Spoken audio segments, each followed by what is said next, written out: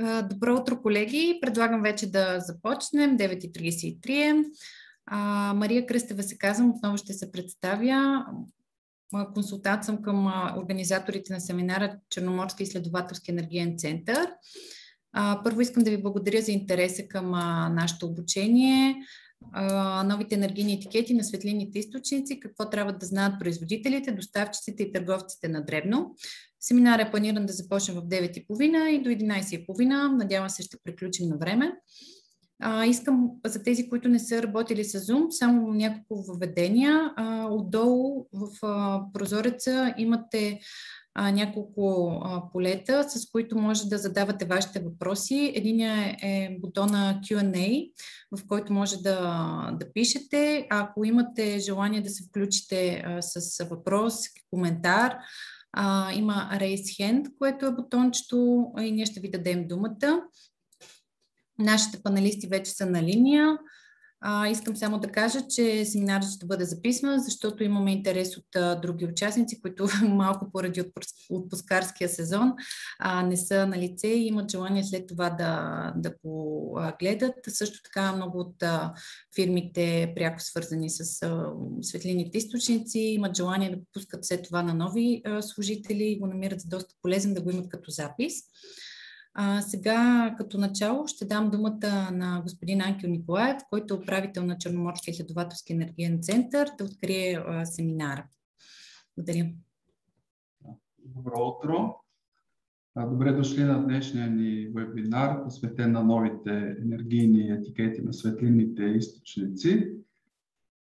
Организиран от Черноморски изследователски енергиен център, организация, занимаваща се с енергийна политика, разнообразни енергийни изследвания и популяризиране на устойчиви енергийни решения. Днешното събитие, както знаете, се организира със съдействието на Министерството на икономиката, Комисията за защита на потребителите и Националния комитет по осветление и е насочено към производители, доставчици и търговци в областта на осветлението. Това е второто подобно събитие. Ние организирахме един подобен вебинар в началото на годината, насочен към пазарните играчи, занимаващи се с другите електроуреди, чието енергийни етикети, нови етикети влязоха в сила на 1 март. Днес ще говорим конкретно за осветлението. Накратко за дневния ред. На първо място първият презентатор ще бъде госпожа Искра Василева от Министерството на икономиката и тя ще говори за законодателството във връзка с етикетите за енергийна ефективност на светлинните източници, след което думата ще вземе господин Игнат Арсенов от КЗП. Ще говори за надзора на пазара. Следва презентация на госпожа Ива Петринска от Националния комитет по осветление. Тя ще каже още няколко думи по отношение на европейското законодателство. И последно, накратко, колежката Мария Кръстева ще разкаже с какво можем да ви бъдем полезни в рамките на оставащата кампания, която провеждаме за енергийните етикети, след което ще има достатъчно време за дискусия, както виждате от дневния ред. Надявам се днешната среща да бъде полезна за всички от вас и бих искал да дам думата на госпожа Искра Василева от Министерството на икономиката. Здравейте! Аз ще ви представя секунда само да споделя екрана.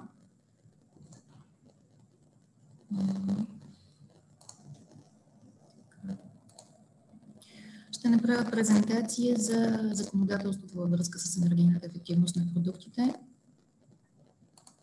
Така, вижда ли се добре? Да, отлично. Да, благодаря.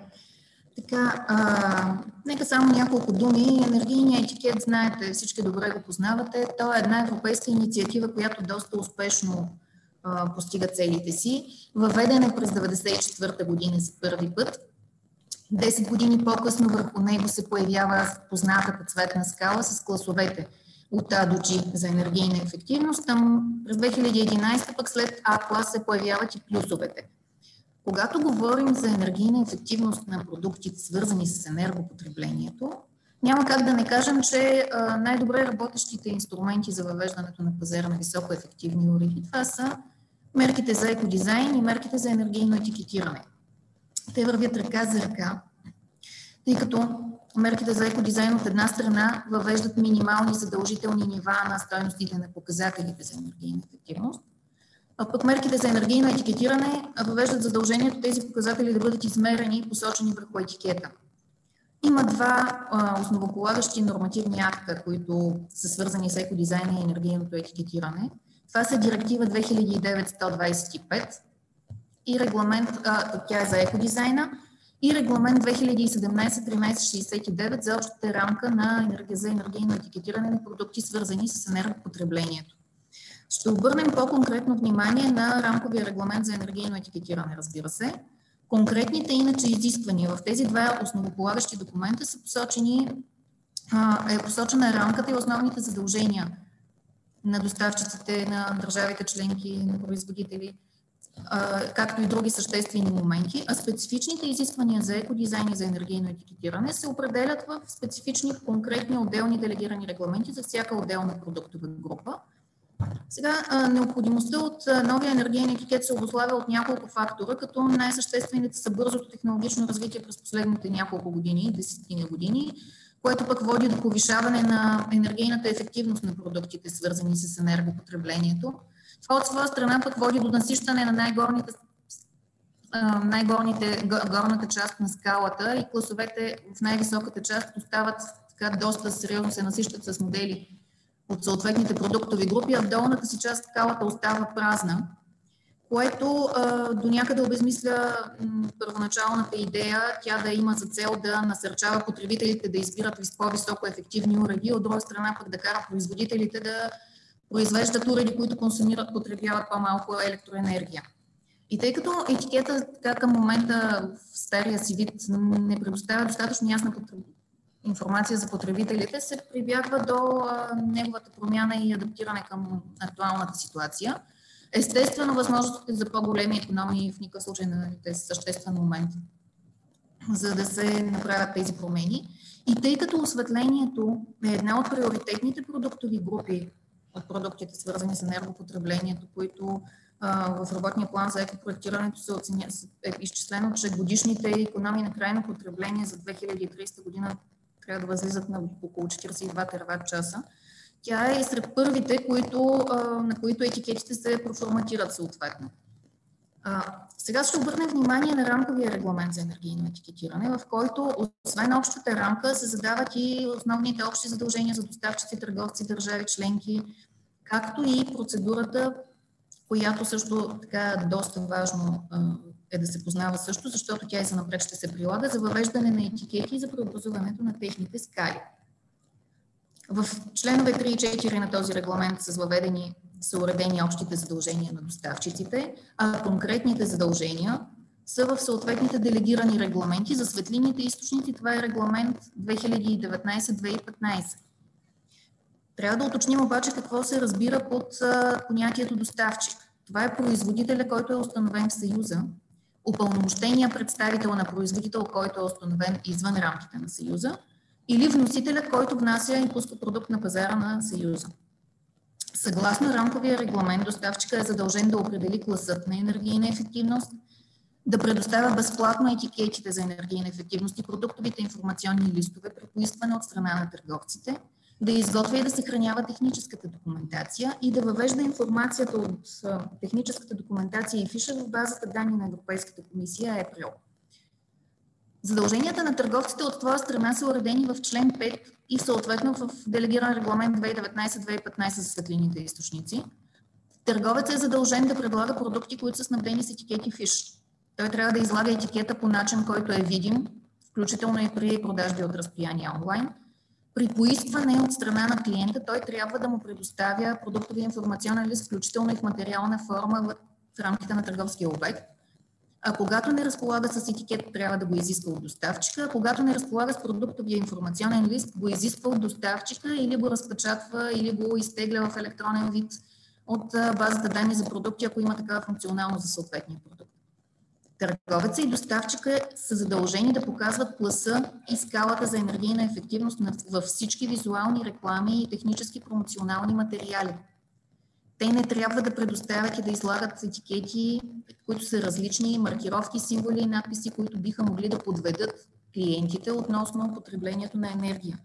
И трябва да сътрудничат естествено на органите за надзор на пазара и при установени несъответствия да предприемат незабавни действия по отстраняването им. През 2019 година с пакета регламенти, които бяха приети за преформатиране на етикетите, бяха въведени задължения за интернет платформите за хостинг и дистанционни продажби. И тези задължения се изразяват в следното. Те имат задължение електронния етикет и електронния продуктов информационен лист, които са предоставени от доставчиците, да го показват в близост до цената чрез механизъм за визуализиране. Това може да става или директно, като се зарежда страницата да видим етикета, или чрез вложено показване. За вложеното показване в делегирания регламент е посочено как точно да става това, как трябва да изглежда, какви означения да се използват. Доставчика на услуги информира търговеца за задължението да показва етикета и фиша. И тъй като процедурата за въвеждане на етикети, както казахме, за преобразуване на техните скали, трябва да бъде достатъчно ясна, защото за напред в годините ще се повтаря. Това преформатиране, което сега се извършва, се предполага, че в резултат на развитието на технологиите на един по-късен етап очаква се поне 10 години, не е ясно колко ще бъдат, най-вероятно ще се прибегне до повторно завишаване на изискванията и промяна. Съответно, скалата няма да се промени като букви и като визуално, така както е определена сега. Но процедурата е разписана в член 11 на регламент 2017-1369, където в параграф 4 е оказано, че до 2 август 2023 година Европейската комисия трябва да приеме делегирани актове за преформатиране на скалите от А до G за продуктовите групи, за които има задължение да имат енергиен етикет. Като целта е 18 месеца след влизането в сила на тези делегирани актове, те да бъдат видими тези етикети новите в магазините. И като се определя поредността на продуктовите групи, чието скали трябва да бъдат преобразувани, се отчитат насищането на най-високите класове на скалата. Тоест, водещото правило при определяне на поредността, в която за отделните продуктовите групи ще се преформатират техните етикети, това е дела на насищане, дела на продуктите в най-високите класове. Поради тази причина първо бяха променени етикетите. От 1 март, вие знаете, с нови етикети са голяма част от битовите уреди, перални машини и перални машини с сушилни, хладилни уреди, съдомиалните машини, телевизорите, електронните екрани. Въведени бяха изисквания за енергийни етикети за още една група, хладилниците за търговски цели с функция за директна продажба. От 1 септември нов етикет ще имат, знаете, и светлинните източници, независимо дали са с или без вградена пусково-регулираща апаратура, включително и светлинните източници, които са включени в съставен продукт. Тук, за разлика от останалите продукти, свързани с енергопотреблението, етикетът е върху опаковката. Така, във връзка с процедурата за преформатиране са определени критерии, по които ще става това за скали, които вече веднъж са били преобразувани. Критериите са следните. Когато 30% от моделите от дадена продуктова група се озоват в клас А на енергийна ефективност и може да се очаква по-нататъчно технологично развитие, или когато 50% от моделите от дадена продуктова група попаднат в двата най-високи класа А и Б, се прибягва до, и естествено може да се очаква, има потенциал за технологично развитие, се прибягва към преформатиране на скалата на енергийните етикети за съответната продуктова група. Като това преформатиране става така, се задава по такъв начин, че при въвеждането на етикета да не попадат в да няма продукти, които да попадат в А клас на енергийна ефективност, и така, че най-малко 10 години да е очаквания срок, след изтичането на който повечето модели ще попаднат в клас А. Допуска се изключение единствено и само за случаите, в които се очаква по-бързо развитие на технологиите, когато при въвеждането на етикета се оставят празни А и Б клас. В рамковия регламент за замяната на старите, за преминаването от стари към нови етикети е предвиден и преходен период, който е с продължителност 4 месеца преди датата, която е посочена за дата на излагане на етикета с преобразуваната скала. В конкретния случай за светлинните източници този преходен период е от 1 май до 31 август 2021 година, като за този период доставчиците предоставят на търговците както съществуващия етикет, така и етикета с преобразуваната скала и продуктовия информационен лист. Същия този параграф 13 обаче на член 11, където е предвиден този преходен период, допуска и специални правила за тези енергийни етикети, които са отпечатани върху опаковката, какъвто е случая с светлинните източници. В делегиран регламент 2019-2015 са посочени и са уредени задълженията във връзка с преходния период. Доставчиците на светлинни източници имат задължението да регистрират и да пререгистрират продуктите си в базата данни на Европейската комисия и трябва да предоставят отпечатан преформатиран етикет и електронен продуктов фиш за новите продукти, които пускат на пазара. Те обаче имат възможност да не предоставят стария етикет, ако по време на този преходен период пуснат нов продукт. Особеното тук е, че търговците от своя страна, като получат такъв нов продукт само с нов етикет, не могат да го изложат за продажба преди 1 септември, защото нямат право. До 1 септември, до 28, всъщност до 31 август, де-факто, на пазара трябва да са видими само старите етикети. След тази дата се излагат и се появяват вече новите. За светлинните източници в делегиран регламент 2019-2015 е предвидено и друга особеност, която което се различава от изискванията за останалите продуктови групи, гратисен период за търговците. Този гратисен период е с продължителност 18 месеца след датата на появата на новите етикети. Тоест, той започва на 1 септември и изтича на 28 февруари 2023 година. Можете да си проверите в делегирания регламент. Това са членове 3 и 4. Съгласно буква Д на член 4, по време на тези 18 месеца преходен период, търговците на местата за продажба трябва да заменят съществуващите етикети с нови етикети с преобразуваната скала, като това трябва да бъде по начин такъв, че съществуващия етикет да бъде покрит изцяло, включително когато е отпечатан върху или прикрепен към опаковката. Във връзка с това, доставчика пък е задължен при поискване от страна на търговците да предостави стикери, които са със същите размери като старите етикети, като вече съществуващите, за да може търговцът да изпълни задължението си и да покрие етикета. Тоест задължението за предоставяне на стикера за този преходен период съществува при поискване от страна на търговците. Или накратко казано, до 28 февруари 2023 година търговците имат право да продават екземпляри от продукти с етикет с непреобразувана скала. След 1 март обаче 2023 година на пазара трябва да бъдат в магазините и онлайн, трябва да бъдат изложени единствено и само новите етикети с преобразуваните скали. Накратко тук показваме само за нагледно да видите етикетите, които са за уредите и за светлинните източници.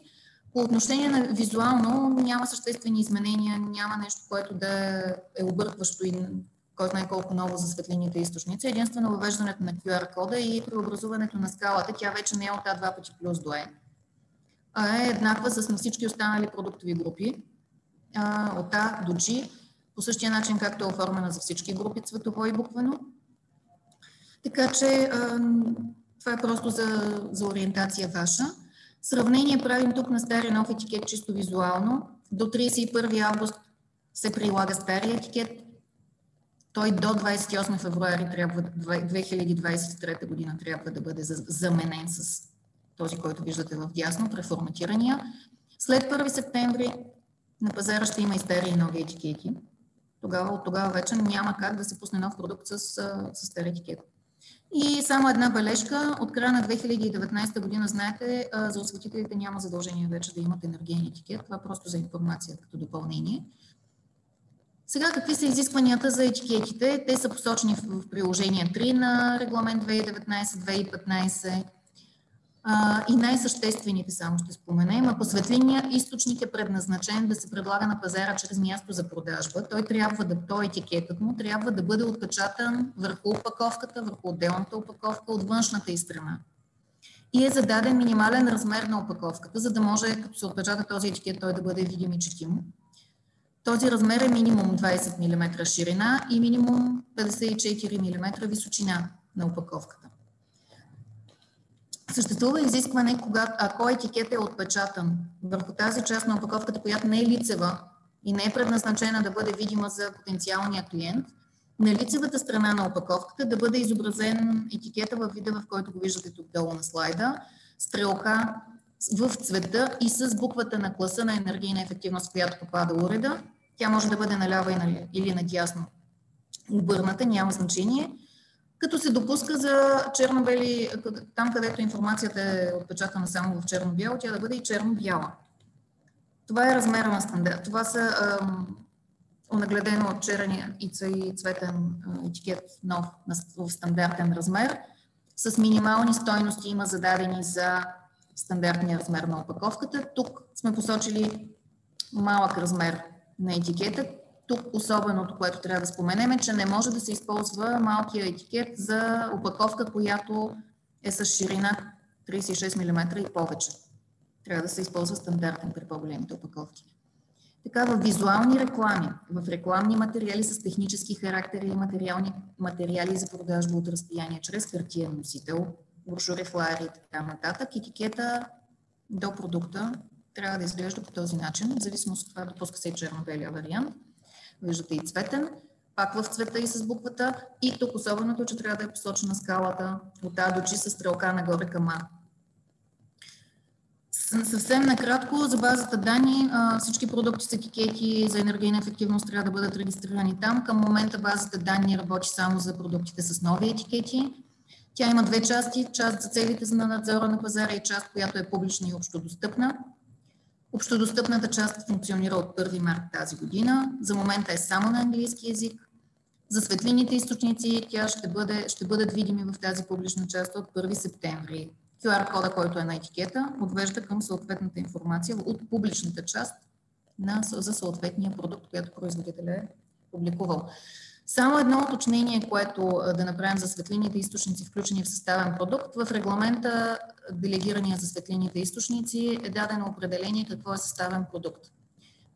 Това е продукт, който съдържа един или повече светлинни източници или отделна пусково регулираща апаратура и са посочени примери за съставни продукти. Това са осветителите, които могат да бъдат разглобени, за да се позволи отделна проверка на съдържащия се в тях светлинен източник.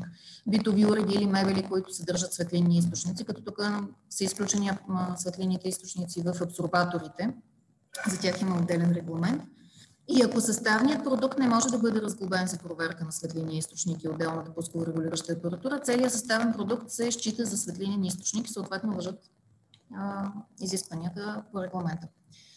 Така, а в приложение 5 пък е посочена информацията, която трябва в документацията на съставен продукт да фигурира, когато в него има светлинен източник. В техническата документация на съставния продукт трябва да е указан ясно светлинния източник и да бъде посочен класа му на енергийна ефективност. А в ръководството и в брошурата с инструкции за потребителите трябва ясно да видим следния текст. Този продукт включва светлинен източник с клас на енергийна ефективност CDE-X, там, в който попада съответния източник. Ако има няколко светлинни източника, това може да е в множествено числа, може и да е за всеки отделен източник да е отделно изречение с този текст. Това, другото важно, което трябва да споменем, е, че при промяната на етикетите и при форматиране на скалата не се влошава и не се променя енергийната ефективност на уредите, разбира се, и на светлинните източници, които са пуснати на пазара. Тя остава същата, променя се само буквата и класа, в който те ще попаднат. И се променя и скалата, съответно визуално. най-ефективните светлинни източници най-вероятно ще попаднат в класове CD, новата скала. Това ще се види след. Така, и на национално ниво прилагането на делегиране на рамковия регламент за енергийно етикетиране 2017-1369 се осигурява с наредбата за енергийно етикетиране на продукти, свързани с енергопотреблението. Тя определя единствено 15-те групи продукти, за които има изисквания за етикети за енергийна ефективност, определя контрола и определя задълженията на лицата, които пускат на пазара или пускат в действие продукти, свързани с енергопотреблението и на търговците, да предоставят информация на български език за консумацията на енергия и друга допълнителна информация. По отношение на контрола определя, че председателя на Комисията на защита на потребителите или упълномощено от него длъжностно лице осъществяват контрола. Последните слайдове са чисто информативни. Тук са уредите, за които има енергийни етикети, допълнителна информация. И това е, което накратко за законодателството можем да кажем, което би могло да бъде полезно за търговците и за всички останали заинтересовани лица. Благодаря ви и аз, госпожо Василева. Бяхте доста изчерпателна относно прилагането на законовите изисквания. Не знам дали виждате в секцията Q&A има един въпрос от госпожа Галя Пискова. Здравейте, какво предвижда закона за опаковки на светлинни източници с размери по-малко от 54 мм? Предвиден то е в регламента, каквото е оказано. Правилата трябва да се спазват. Ето ги размерите на етикетите. Стандартният етикет за нормалните опаковки е този, за малките етикети са тези. Съгласно новите изисквания трябва да бъдат с тези размери. Има задължителен размер на опаковката 20 на 54. Това е абсолютно, това е регламент. Регламентите, знаете, те се прилагат пряко на територията на всички държави, членки на Европейския съюз и това задължение трябва да бъде изпълнено. Тоест опаковка не може да бъде по-малко от 54 мм? Точно така, може да бъде по-ниска. Всъщност височината и не може да бъде по-малко от 54 мм. Това е абсолютно задължително за изискване, когато етикета се отпечатва върху опаковката. Все пак трябва целта на този етикет е да информира потребителите и те трябва да могат да видят какво съдържа той като информация, защото всичко, което е върху него, трябва да бъде четимо. Благодаря, госпожа Пискова, за конкретния отговор. Колеги, ако имате други въпроси относно... ще само да кажа нещо, извинявам. Разбира се, да. Нека много би било полезно, предполагам, че всички ще го направят, но доста добре са описани нещата в делегирания регламент като изисквания, как точно да се изложи, какво да се направи, особено за хостинг платформите, как да изглежда изображението, приложено показване и така нататък. Там подробно, тук сме обърнали само на най-съществените елементи, защото няма как за толкова време да се обърне внимание, но нека всички въпроси биха могли да се изяснят с ако се разгледат двата регламента 2019-2015 и 1369. Това мога да кажа. Благодарим за допълнението. Колеги, ако имате други въпроси, заповядайте сега преди да преминем към следващата презентация. Ако все още не сте си ги формулирали, в края на презентациите ще има и сесия за дискусия.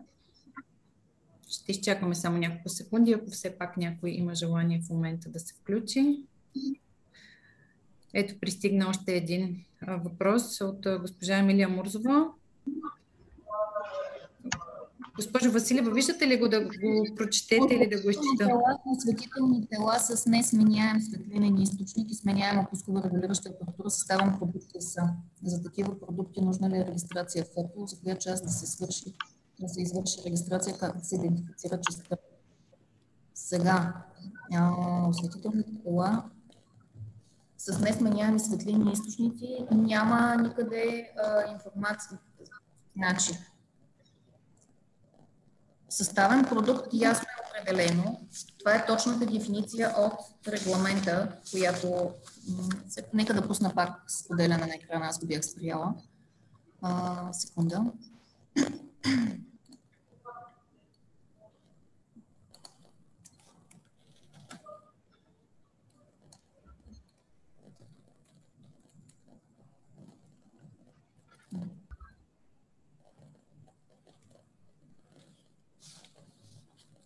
Щом съдържа светлинен източник, независимо какъв е, той е съставен продукт, ако той не може да бъде разглобен и да бъде изпитан, да бъде проверен. Това определение трябва да се придържаме към текстовете на законодателството.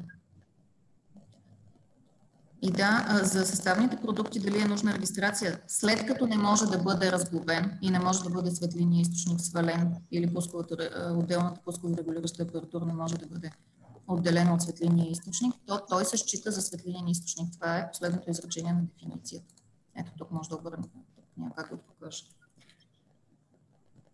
В горната част, ако съставният продукт не може да бъде разглобен за проверка на светлинния източник или отделната пускова апаратура, целият съставен продукт се счита за светлинен източник. Това е важно и следва, след като се счита за светлинен източник, той да бъде регистриран в базата данни за продукт. Точно за това определение за съставен продукт е така подробно и вътре в него са включени примерите какво е съставен продукт. Така че съществува задължение, да. Ако се произвежда, ако се пуска на пазара като част от съставен продукт. Ако може да бъде свалено, се прави отделно. Мисля, че бяхте достатъчно ясна. Колеги, други въпроси имате ли за момента? Или да преминем натам? Добре, ще ги запасите за сесията за дискусия. Благодаря ви отново, госпожо Василева. А сега ще дам думата на господин Игнат Арсенов, който ще представи енергийното етикетиране и надзор на пазара от Комисия за защита на потребителите. Заповядайте, господин Арсенов. Благодаря.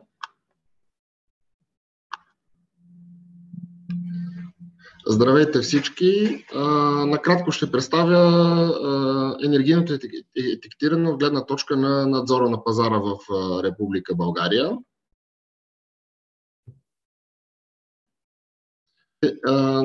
В България, както казахме, надзора на пазара се осъществява от председателя на Комисията на потребителите и енергийното етикетиране дава на потребителите възможност за информиран избор на свързани с енергопотреблението продукти и информацията относно продуктите, доколко те са ефективни и устойчиви и свързано с енергопотреблението, има значителен принос за икономиите на енергия и за намаляването на сметки за енергия, като същевременно стимулира иновациите и инвестициите в производството на по-енергийно ефективни продукти. Същевременно подобряването на ефективността на свързаните с енергопотреблението продукти посредством именно информирания избор на потребителите и хармонизирането на свързаните с тях изисквания са от полза и за производителите, промишлеността и въобще на цялата икономика като цяло. Именно и това е и основната цел на енергийното етикетиране, да се направи информиран и верен избор от страна на потребителите. Направено бе специално проучване от Европейската комисия за нагласите на европейските граждани относно енергийната политика на Европейския съюз, като методологията във всяка една държава са направени такива интервюта. В България то бе проведено преди около 2 години, като въпросите бяха относно осведомеността за енергийния етикет на Европейския съюз, доколко потребителите разпознават въобще енергийния етикет.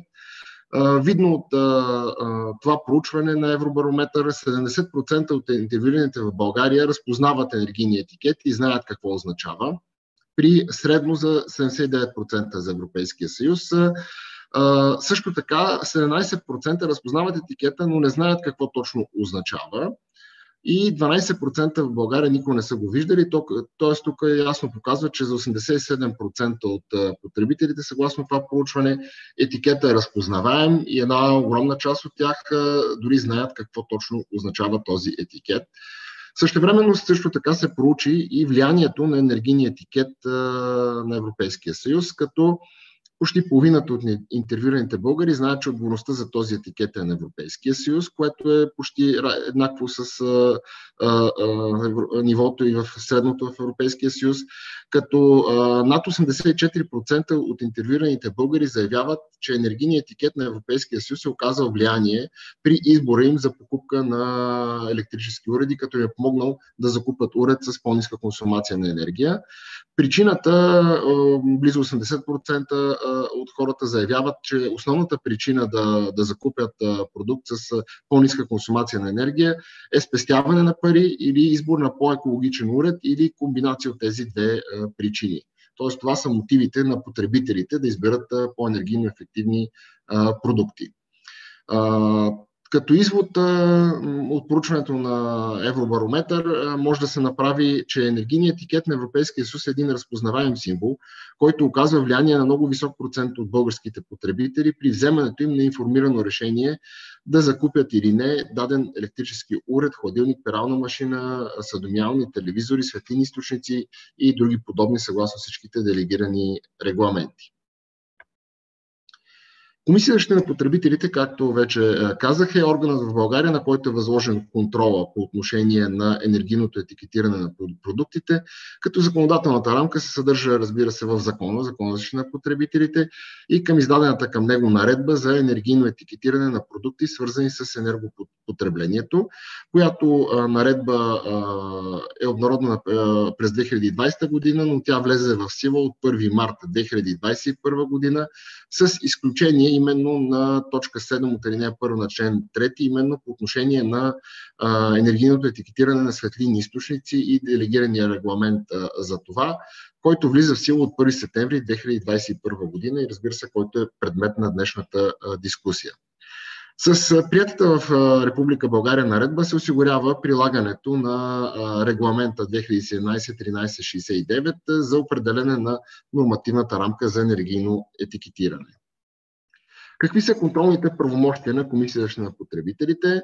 На първо място това са проверки на място в търговските обекти. Там това, което прави Комисията за защита на потребителите, проверява етикетирането на продукти, дали то отговаря на конкретните изисквания по делегираните регламенти и на общия регламент, като дали се предоставя на стандартната продуктна информация относно енергийната ефективност, потреблението на енергия и други ресурси от продуктите по време на употребата, както и различна допълнителна информация за продуктите с цел да се даде възможност на потребителите да изберат по-ефективни продукти и да намалят своето енергопотребление. Всеки отделен екземпляр от пуснатите на пазара продукти трябва да бъде придружен безплатно с точни печатни етикети и с продукти и информационни листове в съответствие с регламента.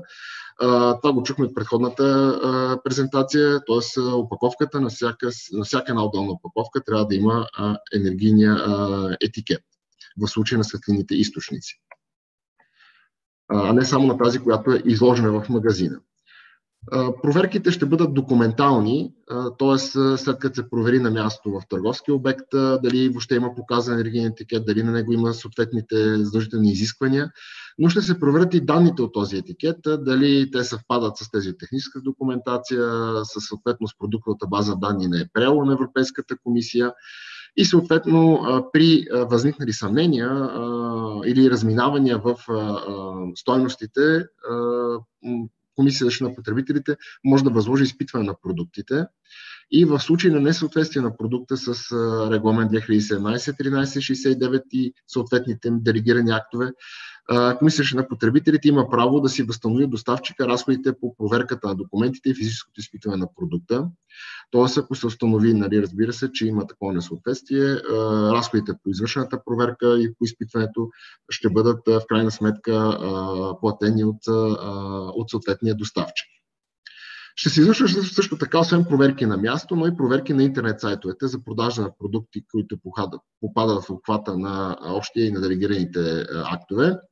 Като там ще се проверява дали търговците излагат по видим начин, включително при онлайн продажби от разстояние, енергийния етикет, който е предоставен от доставчика и при поискване дали предоставят на разположение на клиентите продуктови информационен лист, като доставчиците и търговците обозначават класа на енергийната ефективност на продукта и спектър от класовете на енергийната ефективност, указани етикета в съответствие с приложимия делегиран акт, като най-често това става в приложенията на съответния делегиран акт.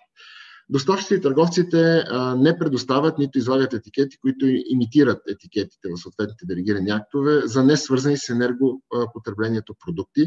В този смисъл не може за продукти, които са различни от тези посочени в делегираните актове, да се поставят етикети, които наподобяват енергийните етикети.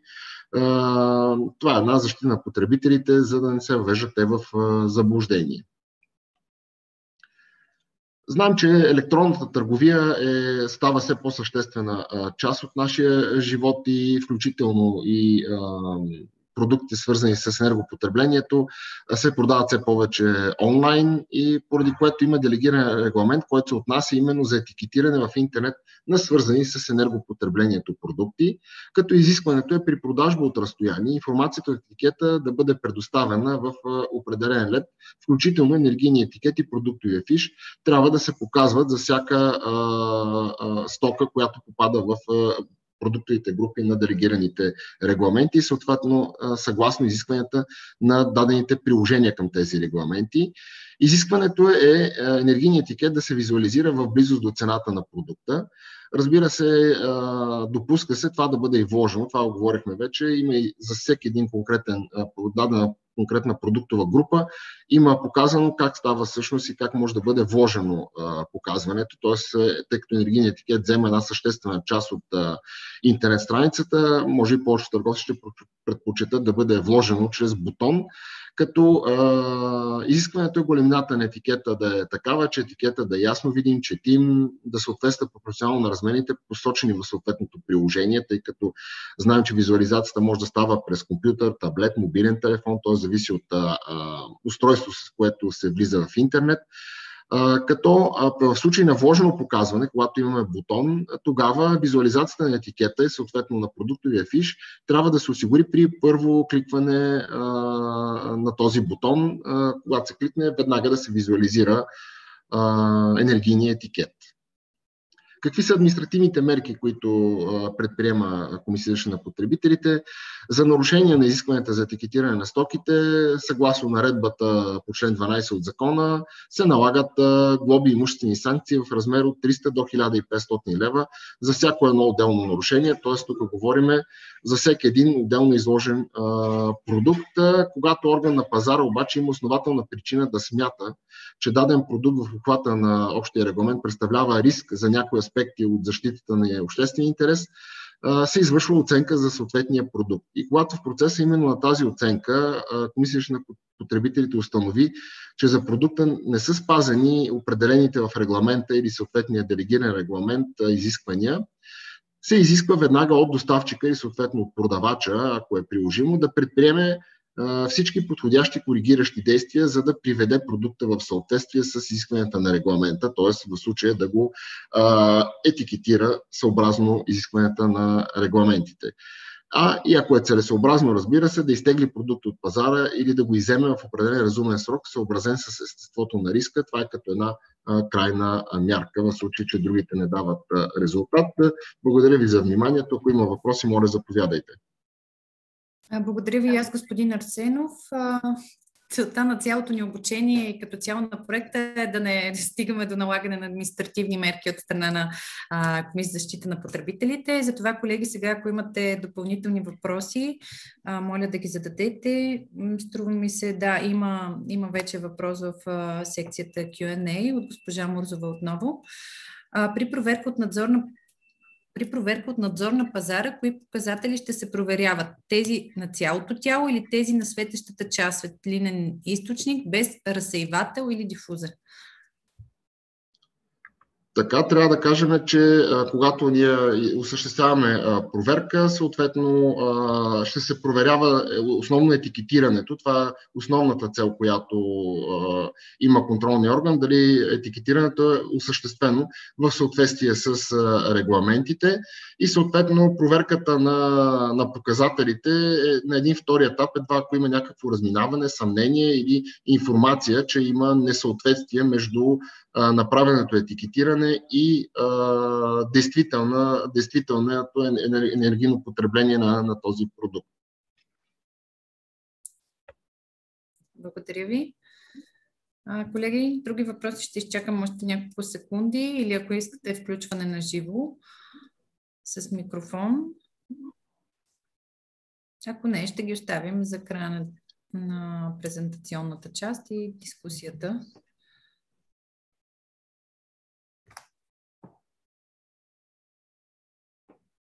Ами за момента не виждам, така че да благодарим отново на господин Арсенов.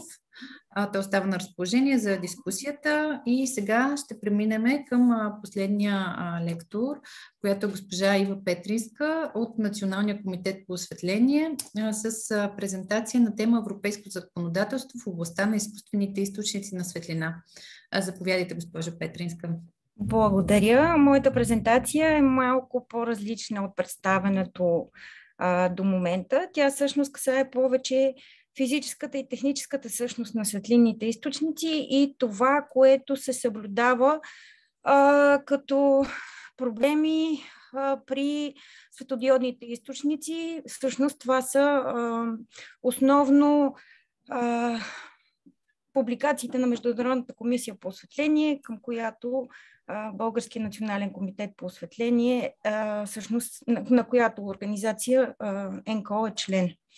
Така, споделям с вас моята презентация.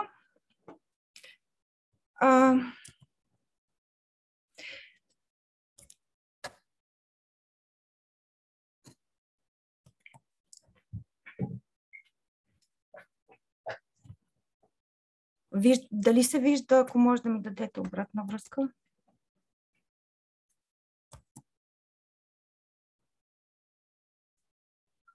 Извинявайте, не ме чухте. Ако искате на фулскрин, може да минете, иначе се вижда всичко ясно. Да. Ами опитвам се, ама добре, действаме. Така, светлинните източници. Всички светлинни източници, независимо от това какви са те, какъв е метода на генериране на светлина, имат основни експлоатационни параметри и всички тези параметри са важни. Това са електрическите параметри, като напрежение, мощност и ток, светотехническите параметри, светлинен поток и яркост. Цветовите параметри, това е цветната температура, спектъра и координатите на цветността и, разбира се, икономически параметри, от които така наречената енергийна ефективност се определя от светлинния добив, който представлява една величина, която ни показва каква светлина се излъчва, най-простичко казано, от единица консумирана мощност. По принцип, светлинните източници се делят на три основни типа в зависимост от начина на генериране на светлина. Първия, най-стария принцип на генериране на светлина, това е този характерен за лампите с нажежаема жичка и за слънцето, нагряване на излъчващо тяло до висока температура. Втория принцип, това е дъгов разряд в газова среда и третия принцип, който по-настоящем е характерен за светодиодните източници, това е рекомбинация на положителни и отрицателни заряди на мястото на контакт между два полупроводникови елемента. В зависимост от това какъв е принципа на генериране на светлина, съответно различните източници по различен начин излъчват в видимата част на спектъра. Тоест, те имат тези характерни криви на излъчване, които се виждат, или по-скоро казано спектри на лъчение, които се виждат на този слайд. Малка ретроспекция, всички сме запознати. Първия вид светлинни източници, който е смисъл изобретен от човека, това е нажежаемата лампа. Този източник по-настоящем е забранен, но е достъпен на пазара, като се предлага под различни търговски наименования, като най-често е със специално предназначение в кавички, което прави продажбата на източника абсолютно законна. Това, което е характерно за този източник, казах, енергийната ефективност определяме в светотехниката посредством величината светлинен добив. Това са 6 до 20 лумена на ват, което е един много нисък светлинен добив. И така наречената дълготрайност, или предишният термин беше живот, около 1000 часа. От 2009 година този източник вече не е официално източник на светлина. Негова разновидност, това са така наречените волфрам халогенни лампи, които имат по-компактни размери. Разликата с нажежаемите лампи е, че в състава на горелката е вкаран един халогенен елемент, който води до получаване на по-висок светлинен добив, но малко по-високо, около 30 лумена на ват и съответно по-висока цветова температура, т.е. малко по 3000 келвина, което отново е топло-бяла светлина. Малко по-късно ще разкажа за това. Втория принцип на генериране на светлина, това е разряд дъгов в газова среда, като представители на този вид източници, които работят на този принцип, са луминесцентните лампи, при тях налягането на газовете е по-ниско, и компактните луминесцентни лампи. За тях е характерно, че имат светлинен добив до 100 лумена на ват, т.е. виждате сравнение с нажежаемите лампи, той е доста по-висок. Могат да работят до 16 000 часа, което е един доста приличен живот или дълготрайност на този вид източници. По-настоящем те все още са в употреба. Очаква се през 2023 година вече да бъдат заменени с светодиодни източници, така наречените ретрофит лампи. Втората част от тази група лампи, това са газоразрядните лампи с високо налягане, като при тях разликата е, че газовете, в които се разгаря дъгата, всъщност са въведени в горелката на лампата под високо налягане. Един такъв източник, всъщност първия, това е живачната лампа с високо налягане. Тази лампа с високо налягане е забранена от 2010 година.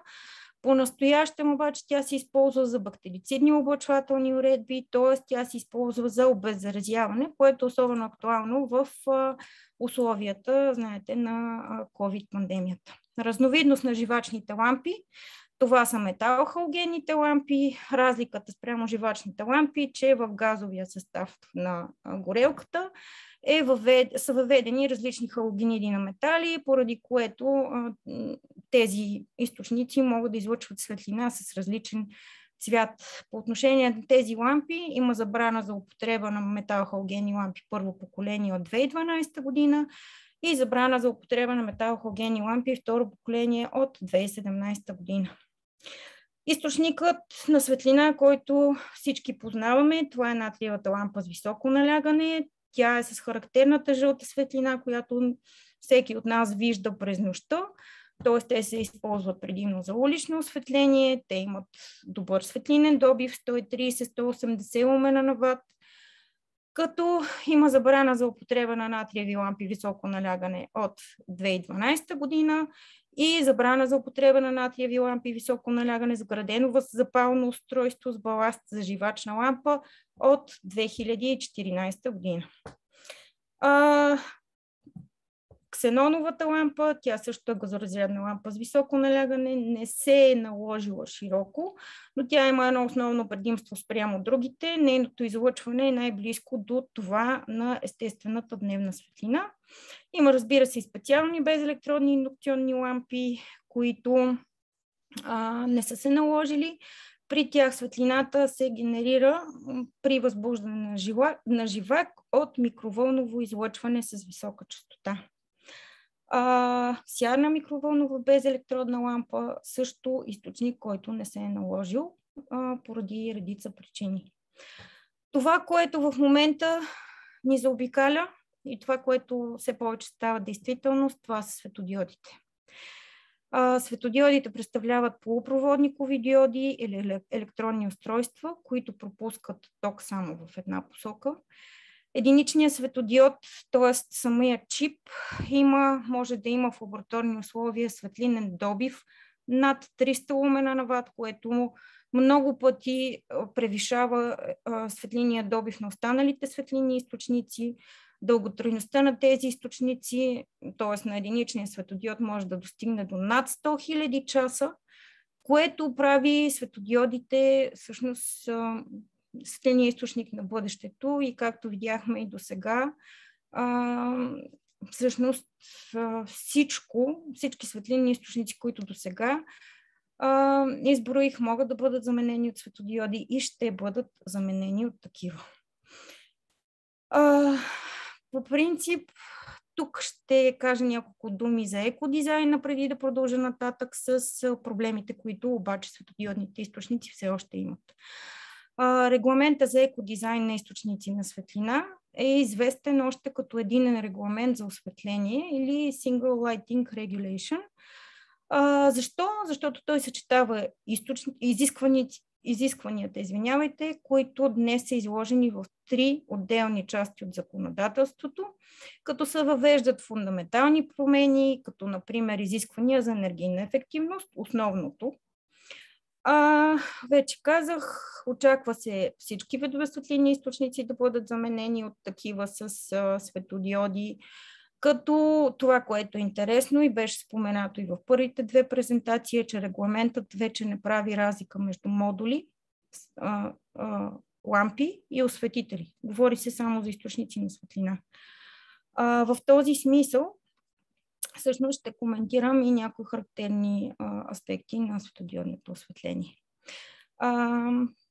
Виждаме, това са съществуващите източници на светлина, които се очакват до 2023 година вече да бъдат абсолютно заменени, като някои от тях ще бъдат заменени от така наречените ретрофит лампи, т.е. в цялото наречено осветител могат да бъдат влагани светодиодни източници на светлина и по този начин ще се получава осветителя, а по-разпространения случай е всъщност самия светодиоден продукт да бъде едно цяло и да не бъде разглеждан отделно източника и съответно неговия корпус, неговата оптична система и така нататък. Малко за енергийната ефективност на светодиодите. Вече казах, тя се характеризира със светлинния добив, както на всички останали източници. Това е отношението на отдадения светлинен поток към консумираната от светодиода мощност.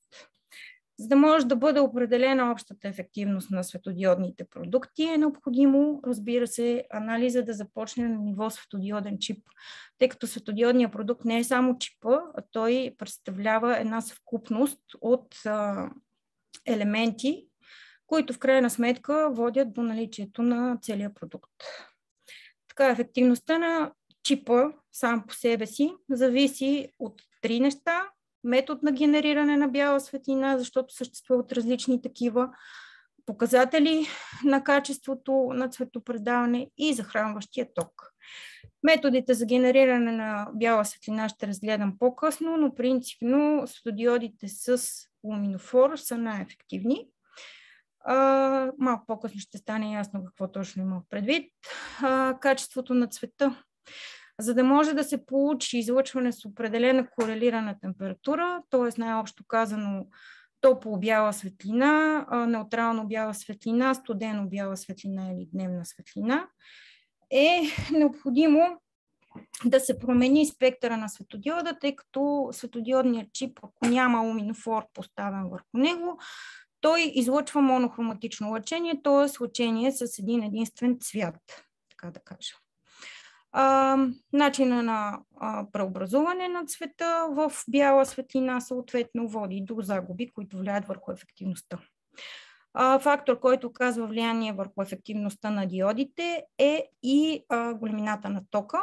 Ако използваме по-голям захранващ ток, това води до генериране на по-голям светлинен поток, т.е. повече светлина, но води и до значително намаляване на светлинния добив, изразен в лумени на ват. Това трябва да се знае, тъй като тези фактори оказват влияние върху ефективността на целия продукт. Друго нещо, което влияе върху ефективността на светодиодите, това е термичния ефект, т.е. ако те работят на по-висока от оказаната температура, съответно тяхния светлинен поток намалява. Също така влияние върху енергийната ефективност на светодиодните продукти оказват и техните драйвери, които са пусково-регулиращата апаратура.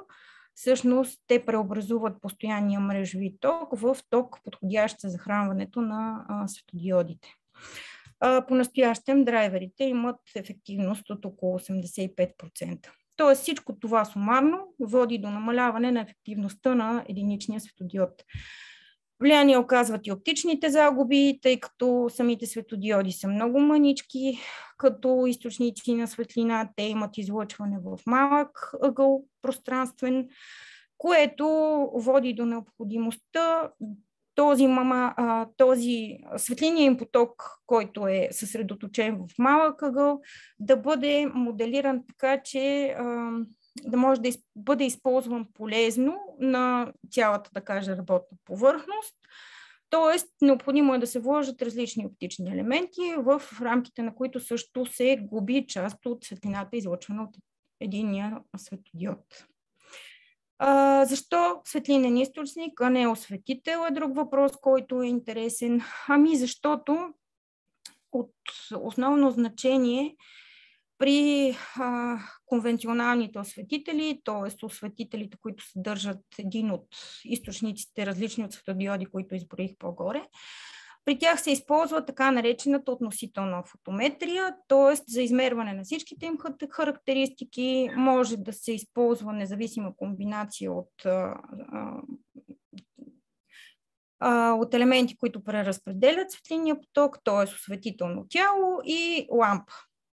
Тоест, един осветител може да съдържа в себе си различни лампи, казано най-просто. Докато когато говорим за светодиоди, по-често ние имаме целия продукт, т.е. имаме оптична система, светлинен източник и пусковорегулираща апаратура, които са едно, да кажа, неразделимо цяло, затова е хубаво те да бъдат разглеждани съответно заедно и да се използва така наречената абсолютна фотометрия за определяне на техните параметри. По принцип, за да може да се моделират и разработят ни качествени осветители, светодиодни или светлинни източници, както е в регламента, се препоръчват 5 параметра, които трябва да бъдат съблюдавани. Това е ефективност на осветителя, това е изходящия светлинен поток, консумирана мощност и цветови координати, т.е. това какъв е цвета на излъчваната светлина. Също така от огромно значение е и заслепяването. Аз говорих преди малко за начините на генериране на бяла светлина. Принципно те са два типа основни. Едните са посредством смесване на 3 независими цвята, зелено, червено и синьо, или смесване на излъчването на жълт светодиод и син светодиод, а вторият начин е посредством използване на монохроматичен светодиод или син или лилав и съответно добавянето на някакъв вид луминфор, като луминфора това е едно кристално вещество, което поглъща излъчването на светодиода, което е в ултравиолетовата или синята част на спектъра и съответно излъчва светлина, която вече е във видимата част на спектъра, т.е. която ние улавяме с нашите очи. По отношение на цвета на излъчването. Всички ние знаем, че има различни оттенъци на светлината, като за бялата светлина най-често имаме 3 категории: студена, неутрална и топла светлина, съответно може да се включи и дневната светлина. За да може да се опише точно цвета на това излъчване, Международната комисия по осветление въвежда термина корелирана цветова температура, като ниските стойности от 2700 до около 3000 келвина ни обуславят топло-белия тон, а високите стойности 5-6 хиляди келвина вече е дневната светлина. За да може от друга страна пък да бъде описан цвета на различните предмети, наблюдавани на светлината от светодиодите, Международната комисия по осветление въвежда този цветови график, който се вижда в момента, в рамките на отделни части, от който попадат всички действителни цветове. Международната комисия по осветление през 2019 година актуализира именно стандарта, който касае тези цветови аспекти и то основно от гледна точка на светодиодите, като всъщност представи колориметрия, 4-то издание. Това, което е най-важно да се спомене за този стандарт, е, че в него са въведени вече стандартни светодиодни източници, които до този момент не съществуваха. До този момент най-често като стандартен източник беше използван източник А, който е нажежаемата лампа, източник D65, който е дневна светлина. Така, друго нещо, което е важно за светодиодите, това е така наречения бининг. Значи, при производството на светодиодите е необходимо да се прави това нещо, за да можем да гарантираме, че в един светодиоден продукт, така да кажа осветител или лампа, всичките светодиоди излъчват при една и съща цветова температура, т.е. попадат в едно от тези квадратчета, които са така наречените бинове. По принцип този бининг се прави при температура от 25 градуса, но по-настоящем някои производители препоръчват да се прави и при 85 градуса, тъй като при нагряване на светодиодите някои светодиоди могат да променят своя бин, т.е. да преминат в съседно правоъгълниче, което води до получаване на такива естетически неиздържани картини. Така, в тази връзка също така през 2014 година Международната комисия по осветление прави спецификация на разликите на цветовите тонове за светлинните източници светодиоди, като в рамките на едно кръгче или преобразувана елипса на Мак-Адам или квадратче съответно, както вече показах, ние възприемаме един и същи цвят. Ако се отиде в друго кръгче съответно, ние няма да възприемаме същия цветови тон и ще се получи тази картина. По отношение на цветопредаването, какво представлява цветопредаването? Това е също качествен показател на всички източници и на светодиодите. Съответно, какво ни показва цветопредаването? Показва ни доколко еднакво се възприемат основните цветове, които са 8 стандартни цветови проби и още 6 допълнителни. Когато се наблюдават на естествена слънчева светлина или съответно източник А и когато се наблюдават при друг източник, да кажем един светодиоден източник. Какво се наблюдава при светодиодите? Наблюдава се, че общия индекс на цветопредаване има висока стойност, но светодиодите имат отрицателна или много ниска стойност на 9-та проба, която е ярко-червения цвят. Защо? Какво означава това? Това не означава, че диодите изобщо не предават червения цвят, т.е. не се вижда червеното наблюдавано на тяхна светлина, но специално за този цвят ярко-червения, всъщност те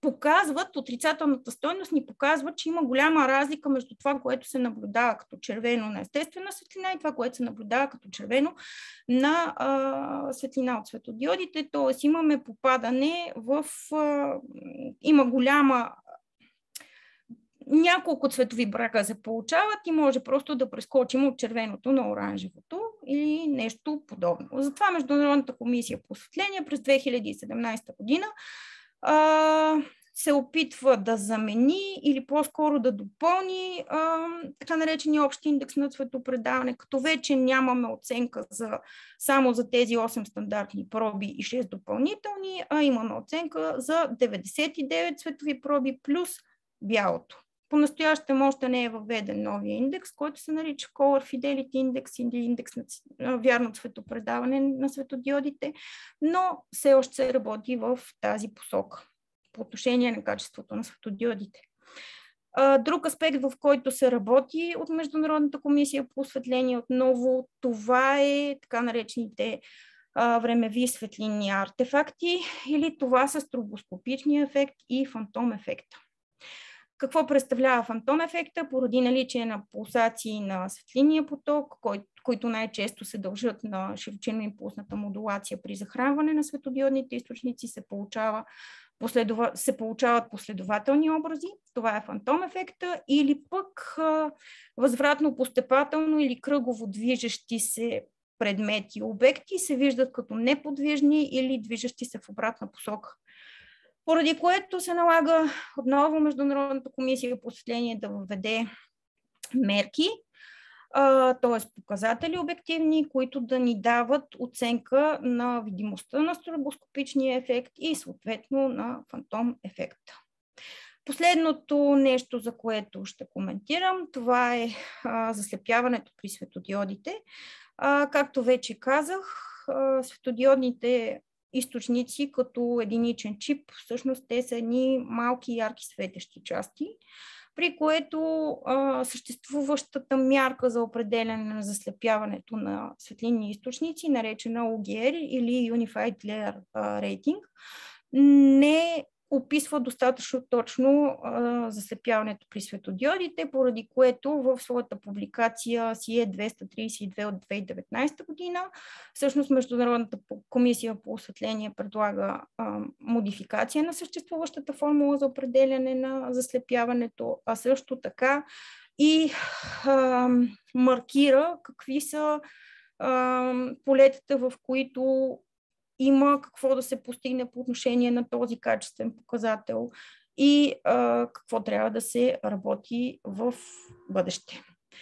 Последното, това е дълготрайността на светодиодите. Дълготрайността на светодиодите се представя с един параметър, който е много важен специално за проектантите. Това е параметърът EO. EO50 означава момента, в който светлинният поток на светодиодния осветител е достигнал 50%, EO70 съответно 70% от първоначалния. По този критерий най-често се определя поддръжката на осветителните уредби. Като цяло съществуват страшно много стандарти, директиви, норми и препоръки, тук съм се опитала да изброя част от тях, за които няма да коментирам. Това, което искам да кажа на всички колеги, е, че светодиодите са наистина един много динамично развиващ се светлинен източник, но освен енергийната ефективност, те имат и други аспекти, които също трябва да бъдат съблюдавани. Благодаря ви за вниманието и ако имате въпроси, заповядайте. Да благодарим на доктор Петринска, която представи основните параметри и характеристики на светлинните източници и отговори на въпроса защо в европейското и националното законодателство се говори за светлинни източници вече, а не за осветители и за лампи.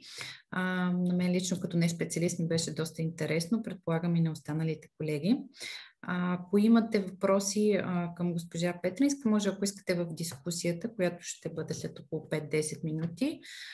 За момента в Q&A имаше въпроси, на които госпожа Василева и господин Арсенов отговориха писменно. Може да ги видите, ако вас ви касаят. Сега аз ще ви представя накратко, само да си споделя екрана.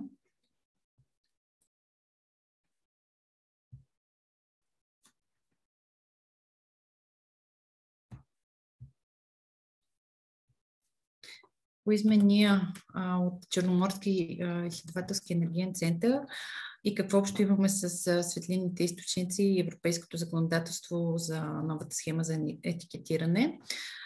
Всъщност ЧИЕЦ накратко са изпълнители за проекта Label 2020, който е финансиран по програма Хоризонт 2020 на Европейския съюз и е основен проект за Европейския съюз, който цели на промотирането на новата схема и подпомагането на търговци, производители и доставчици при въвеждането, както и информиране на потребителите.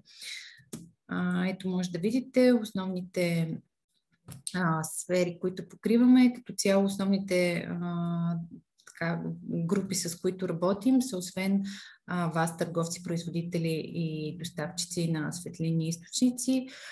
Така работим с крайни потребители и с професионалните купувачи.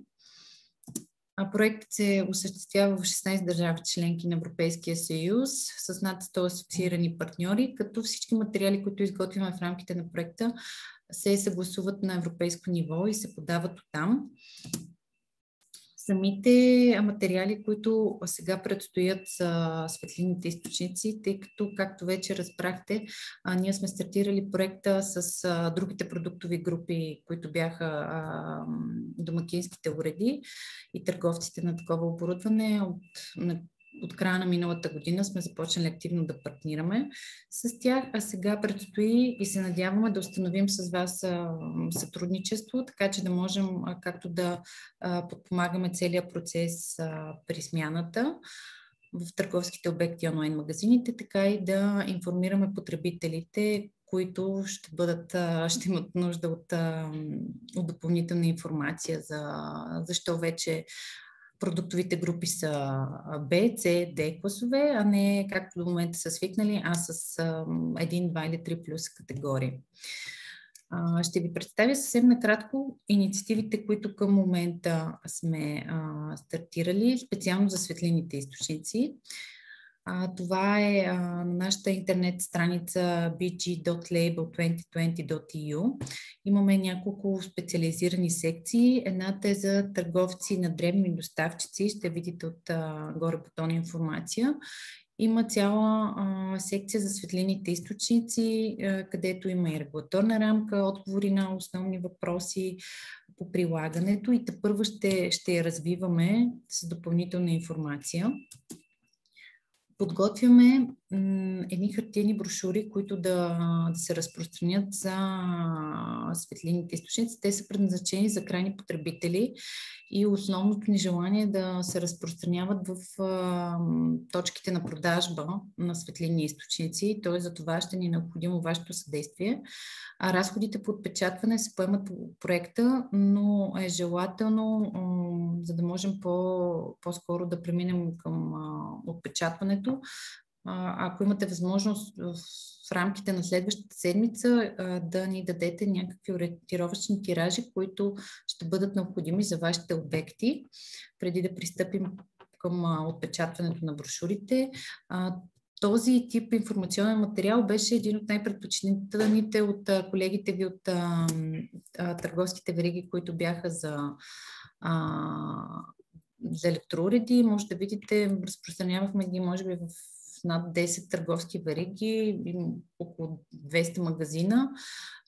Така изглеждаха брошурите, които са за електроуредите. Подготвихме и стойки за тях, които отново ще подготвим. Въпросът е, разчитаме на вас за вашето съдействие да осигурите достъп на тези материали до крайните потребители във вашите търговски обекти.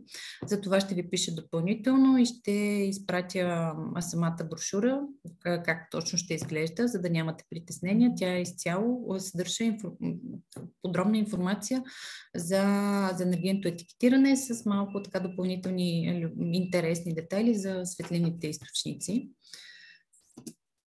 Освен информационната брошура, сме подготвили, първо ще подготвим различни по размер и графично оформени веб-банери, които са подходящи за използване в вашите вебсайтове или социални мрежи. Всеки един може да подготвим индивидуално според вашите размери в уебсайтовете или предпочитания. Може да добавим и ваше лого освен на нашото лого, което е на проекта Label 2020. Също така, ако имате желание, може да качите в интернет каналите си и брошурата в дигитален формат, която също ще изпратим. Други материали, които предвиждаме по проекта, към момента, разбира се, най-вероятно те ще бъдат допълнени с нови в следващите месеци. Такива са материали за обучение на търговския персонал, които ще ги предоставим дигитално. Ако имате желание, може да ги принтирате и да ги раздавате на вашите служители. Също така насоки за доставчици и търговци на дребно, които ще включват всички тези специфики, които вече представиха нашите лектори спрямо енергийното етикетиране на светлинните източници. Имаме електронен обучителен модул на английски език, който също е качен на нашия сайт. Тук има и линк към него, само че е на английски език, но предполагам няма това да е проблем. Той е по-скоро за служители подходящ. Има специална секция за осветление, може да го разгледате. Надяваме се, ще е полезен. Също така ще изработим и съвсем скоро като фиш с отговор на най-често задаваните въпроси. И с самите вече колеги и търговци за електроуредите много често стигахме до индивидуални консултации, тъй като имаше конкретни въпроси, които са свързани с отделен търговски обект, как точно да се изпълни законодателството. Също така ги подпомагахме при публикуването на уебсайтовете на всички продукти, дали са спазили всички изисквания за законодателството, така че всеки един момент може да се обръщате към нас, към мен, към колежката Вера Геннадиева. Ние, ако не може да отговорим, ще поискаме информация от Комисия за защита на потребителите господин Арсенов или госпожа Искра Василева. Често понякога прибягваме директно в рамките на проекта ние към Европейската комисия, когато има въпроси, които не са ясно отговорено в законодателството, което е към момента. Така че не се притеснявайте да се свършите с нас. На нас това ни е работата и основната цел. Разчитаме обаче за партньорство с вас и се надяваме първо да го установяваме. Всички презентации, пропуснах да спомена, ще бъдат изпратени по имейл, т.е. ще можете да ги разгледате. Също така запис от обучението също ще качим на нашата веб страница, което може да предоставите и на ваши колеги, които нямат възможност да се включат. С това приключваме частта, която е с презентациите и ще преминем към дискусията. Така че моля за вашата активност. Ще се радвам, ако може това обучение да го превърна в малко по-интерактивно и дискусионно. Заповядайте. Коментари и въпроси.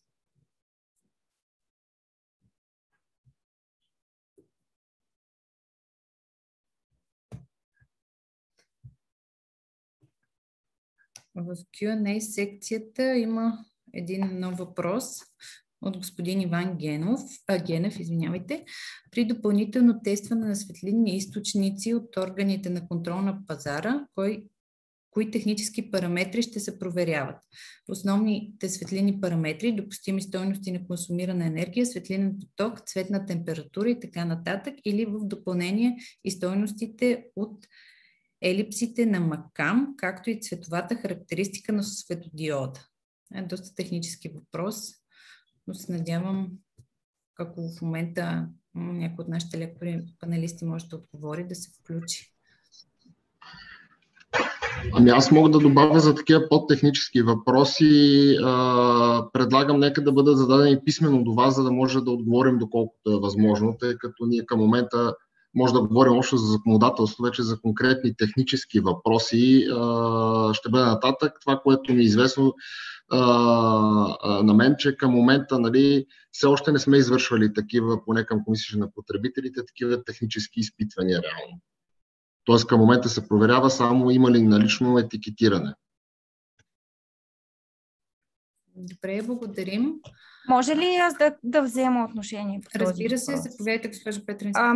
Всъщност, ако моята презентация е провокирала този въпрос, по отношение на цветовете в стандарта за проектиране на вътрешни осветителни уредби, има изискване за цветова температура, но не смятам, че то касае производителите, етикетирането и така нататък. То просто е изискване за самите проектанти по отношение на качествените характеристики, като там се изисква освен общ индекс на цветопредаване, съответно цветовата температура, избор на проектанта, се изисква стойност на осветеност като количествен показател, равномерност на осветеността и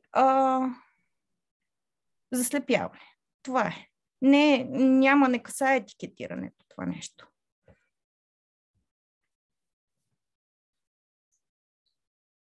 Господин Ганев, благодари. Явно сте били достатъчно изчерпателни.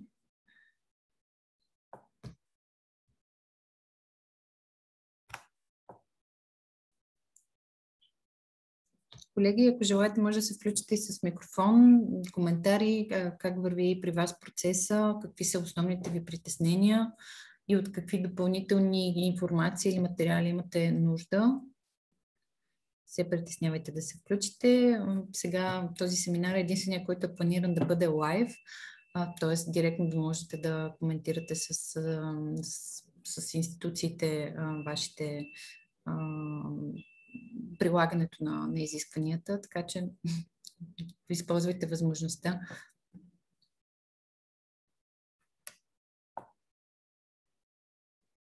Иначе самите контакти на всеки един от панелистите ги има и в презентациите, които ще ви изпратя допълнително. При по-технически въпроси, както господин Игнатов помоли, пишете директно имейл, за да може да се консултира с неговите колеги, отговорни за тези въпроси.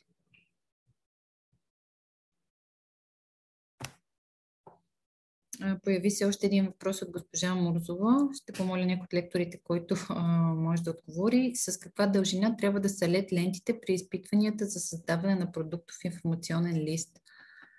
Въпросът е отново технически, но ако някой от лекторите има възможност да даде отговор в момента, моля да заповяда.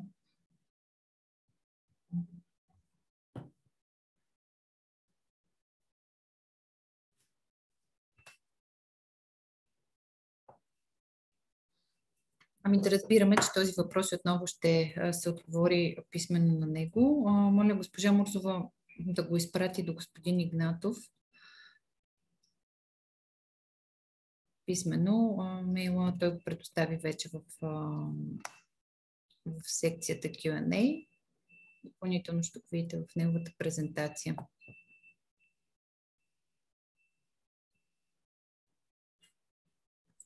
Ако може само един коментар по този последния въпрос, макар че не съм убедена в това нещо.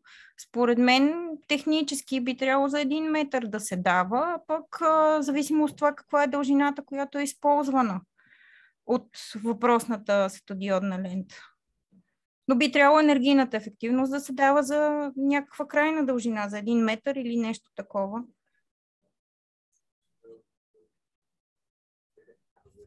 Благодаря ви, госпожо Петринска.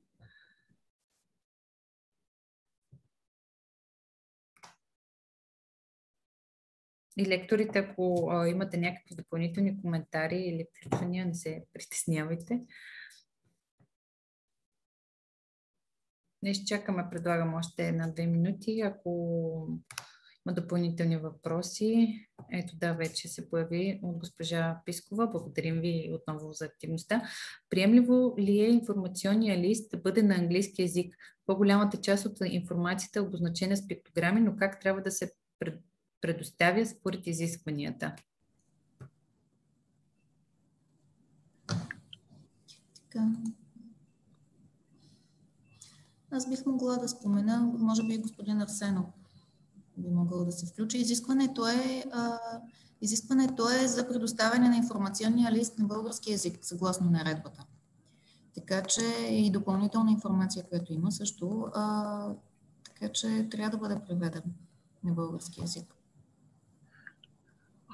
Аз също да добавя, също считам, че цялата информация трябва да бъде на български език. Разбира се, когато има пиктограма, нали, тя няма, самата пиктограма, нали, представлява нали, рисунка или нещо друго, тя няма език, но всичко, което е предоставено, не е допустимо да бъде на английски език. То може да бъде и на английски език, но трябва да го има на български език, за българските потребители. Това е изискване и на закона, и на наредбата, закона за защита на потребителите.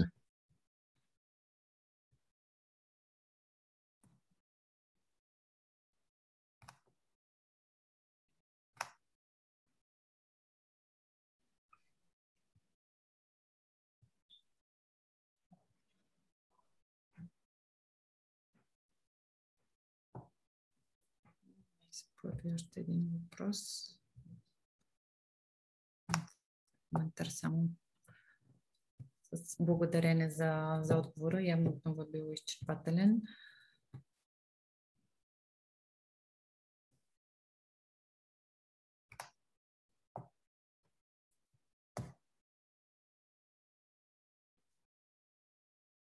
Други въпроси, колеги, ако имате, не се притеснявайте. Да, отново има въпрос от господин Шарков. Ако е възможно да дадете пример как трябва да изглежда етикетирането на продуктите в един онлайн магазин. Мен ми се стори, че в презентацията на господин Арсенов имаше график отдолу, но беше малко, поне аз лично не можах да видя. Така ли беше, господин Арсенов?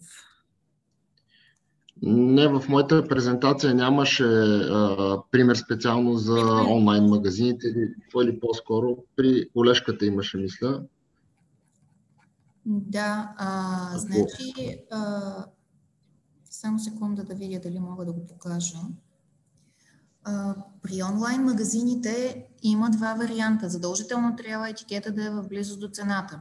Той може да бъде в електронен вид, така както и отпечатан, да изглежда в същия вид, но трябва да бъде като изображение. Единият вариант е да бъде като снимка към продукта. Масово така се прави, като гледам за другите продукти.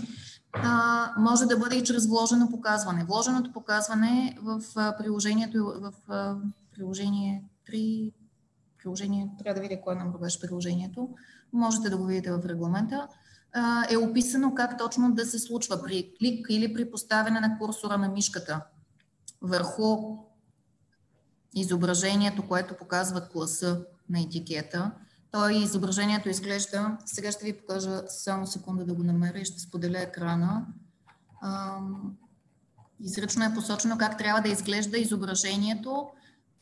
Като се кликне върху това изображение, трябва да се зарежда етикета. Така че информацията така при продажба от разстояние. Ето сега.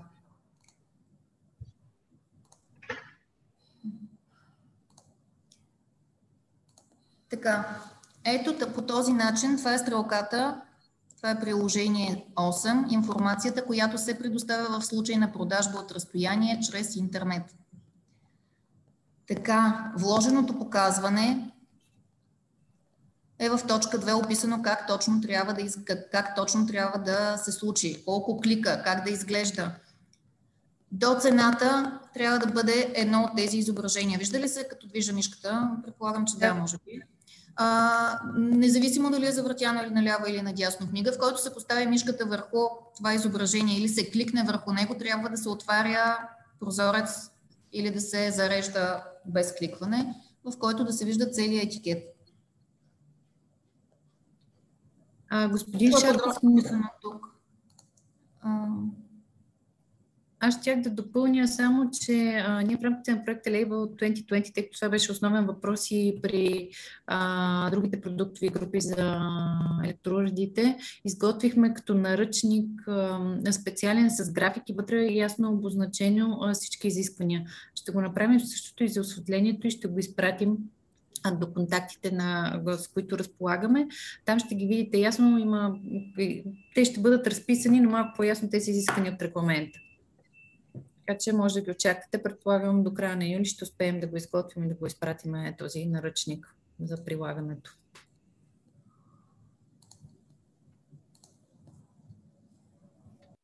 Иначе в момента те все още повечето сайтове, онлайн сайтове за електроуреди, може да видите дори на част от техните сайтове, някои така по-прецизно са изпълнили всички изисквания, но там как са разположени енергийните етикети и така нареченото вложено показване, което може би е най-често използваното от тях. Разгледайте хладилници, перални и седомиални основно са продуктовите групи с новите етикети. Аз сложих в отговор на въпроса на господин Шарков линк към нашия сайт и към това ръководство, което е за онлайн магазините. Тоест може да се използва директно линка, за да се види. Благодаря ти, Вера. Да, тъй като изисквания са еднакви за всички продуктови групи, така че игнорирайте това, че там са за перални седомиални и те въжат всички тези изисквания за светлинните източници. Но ще го адаптираме и за тях.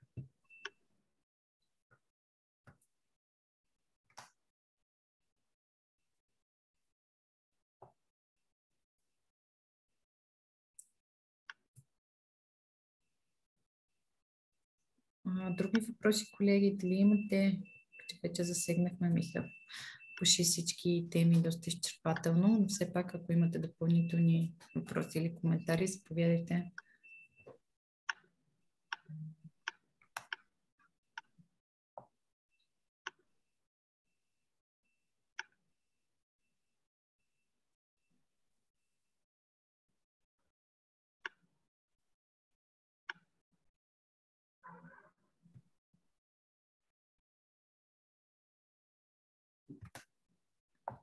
Ето, появи се още един въпрос. Изчакваме така малко, може би леко отекчително, но все пак писането на въпрос отнема време и сме длъжни да изчакаме. Отново до господин Ганев въпрос. Съществува ли възможност при технологично подобряване на даден модел светлинен източник да се актуализира техническата документация на продукта, без да се променя наименованието му, като визуалните външни части на продуктите не се променят?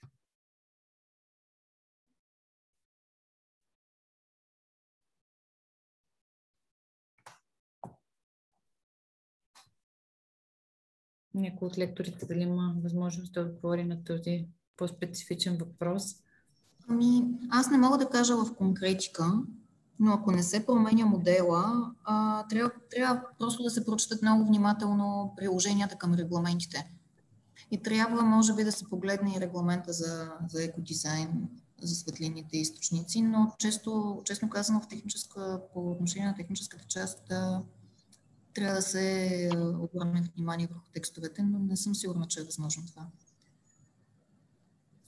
Защото той веднъж след като се регистрира този модел, трябва да се видят и задълженията по отношение на базата данни. Не мога да дам точен отговор към момента. И какво значи без да се променя наименованието на продукта, без да се променя модела? Най-вероятно се има предвид. Господин Ганев, ако може да уточни или да се включи. Но така или иначе трябва просто да се прочитат много внимателно приложенията и задълженията по отношение на базата данни.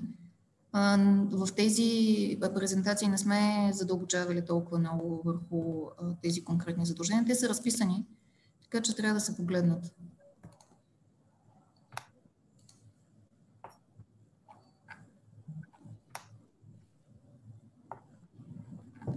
Господин Ганев, разгледайте подробно регламентите и ако не намерите отговор на вашия въпрос, напишете ни го отново писменно.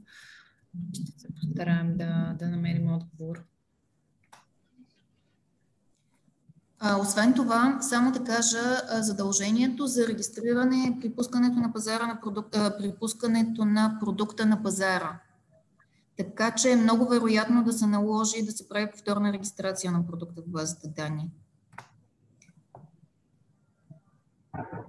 Така че трябва да се погледне. Не мога да кажа категорично.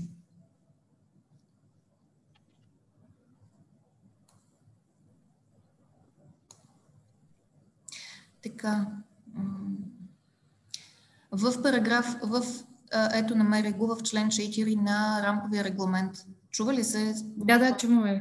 Така, в член 4, точка 4 е записано, че продукт, в който се извършват промени от значение за етикета или за продуктовия информационен лист, се счита за нов модел. Когато доставчиците спрат да пускат на пазара екземплярите от даден модел, те отбелязват това обстоятелство в базата данни. Член 4 е за задълженията на доставчиците във връзка с продуктовата база данни. Благодаря ви, госпожо Василева. Отново изключително компетентно.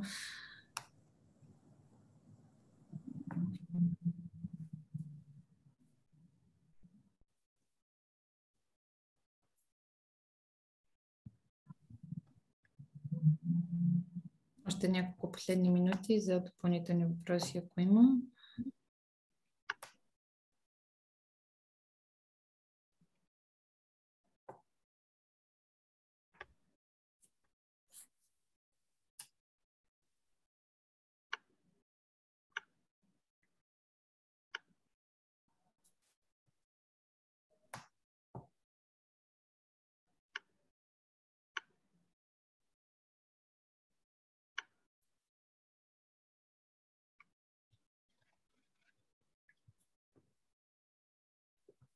Колеги, тъй като не виждам допълнителни въпроси, надяваме се да сме отговорили на всичките въпроси, които към момента имате. Със сигурност в хода на прилагането ще се появят и нови, но тепърва ще предоставим допълнителни материали и ще имаме възможността да ги обсъждаме. Аз искам да ви благодаря за участието и интереса към нашия семинар. Надяваме се да е бил полезен и изчерпателен, доколкото може като първоначална все пак представяне на темата. Отново да благодаря на нашите лектори за изчерпателните презентации и за това, че успяха да покрият основна част от темите, които са свързани с новата схема за етикетиране на светлинните източници.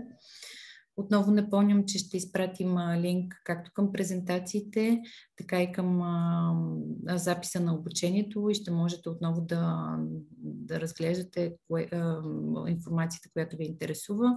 Контактите ги имате както на лекторите, така и на нас и ще се радваме да продължим комуникацията в хода на прилагането на новите изисквания и да си партнираме активно и ползотворно. Благодаря ви от мое име също като представител на проекта. Може да се обръщате към мен и към Вера Геннадиева при допълнителни въпроси. Ще се радваме да отговорим. С това ще сложа край на нашия семинар за момента и очакваме вече последващата комуникация с всеки един от вас. Благодаря ви и хубав ден от мен. И аз благодаря, лек ден.